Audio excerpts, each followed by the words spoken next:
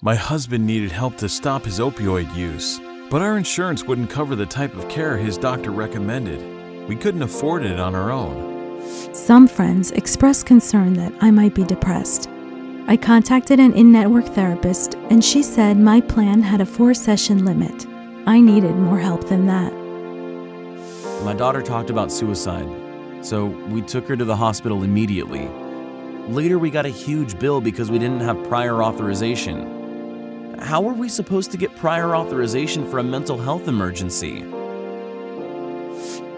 I got a recommendation for a therapist, but she was out of network, and I didn't have any coverage for that. I called dozens of in-network therapists, but they were either not taking new patients or the wait time for an appointment was too long. What am I supposed to do?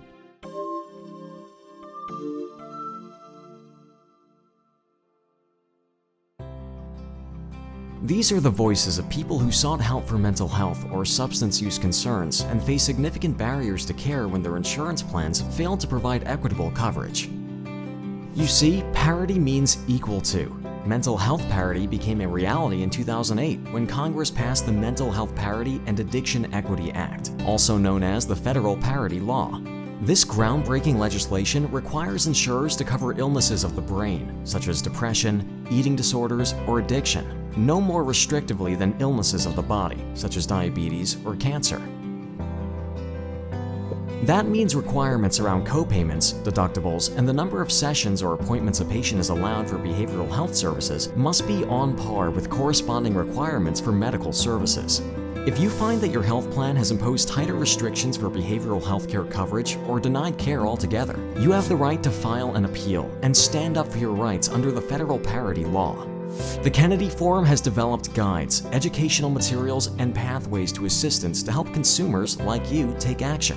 Basic steps to filing an insurance appeal or registering a parity violation include 1. Understanding what kind of health insurance you have. 2. Researching your coverage and organizing your materials. 3. Talking to your provider and/or a care advocate. 4.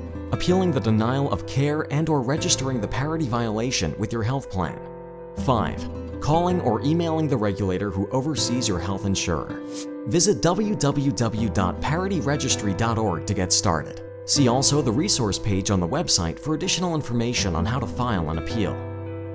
There is no health without mental health. The Federal Parity Law holds insurers accountable and increases access to care for everyone.